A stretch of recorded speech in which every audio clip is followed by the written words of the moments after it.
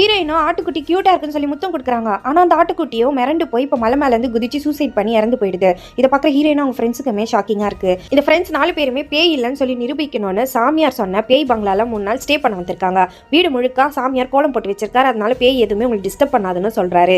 ஆனா பிரெக்னெண்டா இருக்க அந்த லேடிக்கு மட்டும் பேய் எல்லாம் கண்ணுக்கு தெரியுது. ஆனா ஹஸ்பண்ட் அதெல்லாம் மனபிராந்தின்னு சொல்லி சமாதானப்படுத்துறாரு. ஹீரோவோ ஹீரோயின் கிட்ட ப்ரப்போஸ் பண்ணலாம்னு நினைக்கிறாரு. அப்போன்னு பார்த்து வவ்வால் வந்து அட்டாக் பண்ண பாக்குது. வானத்துலயும் ரொம்ப விசித்திரமான விஷயம் எல்லாம் தெரியுது.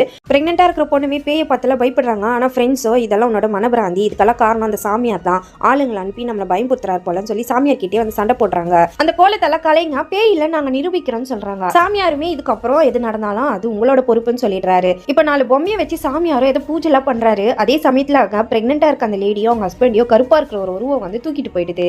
இதை பார்த்த ஹீரோவுமே இதுக்கு மேல நம்ம இங்க இருக்கக்கூடாதுன்னு சொல்லி ஹீரோயினையும் அந்த பங்களா விட்டு கூட்டு போயிடுறாரு. நம்ம ஃப்ரெண்ட்ஸ் தான் செத்துட்டாங்க, நம்மளாச்சும் உயிரோட போயிடலாம்னு சொல்றாரு. ஆனா ஹீரோயினோ ஃப்ரெண்ட்ஸை விட்டுட்டு வர முடியாதுன்னு சொல்லி திரும்பவும் பங்களாக்குள்ள போக பாக்குறாங்க.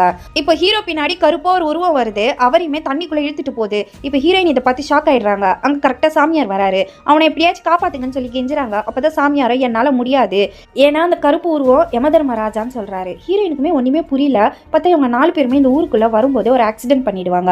அதுல இவங்க 4 பேருமே இறந்து போயிருப்பாங்க. அதனாலதான் யமதர்மராஜா ஒவ்வொருத்தரா வந்து கூட்டு போறாரு. இவங்க 4 பேருமே இறந்து போயிட்டோன்ற விஷயம் தெரியாம தான் 3 நாளா இருந்திருப்பாங்க. இப்ப சாமியார் விபூதி வச்சதுமே இவங்களுக்கு ஆக்சிடென்ட் ஆனதுல கண் முன்னாடி வருது. இப்ப ஹீரோயினுமே இறந்து போயிட்டதை நினைச்சு ஃபீல் பண்றாங்க. கடைசி ஹீரோயினுக்கு தான் இப்ப சடங்கு பண்ணிட்டு இருக்காங்க. இன்னும் கொஞ்ச நேரத்துல யமதர்மராஜா வந்து கூட்டு போயிடுவாரு. ஆனா ஹீரோயினும் எனக்கு இங்க இருந்து போகிறதுக்கு விருப்பம் கிடையாது, நான் இங்கே இருக்க போறேன், என்னால போக முடியாதுன்னு சொல்றாங்க. இதோட இந்த படத்தையும் முடிச்சிடுறாங்க.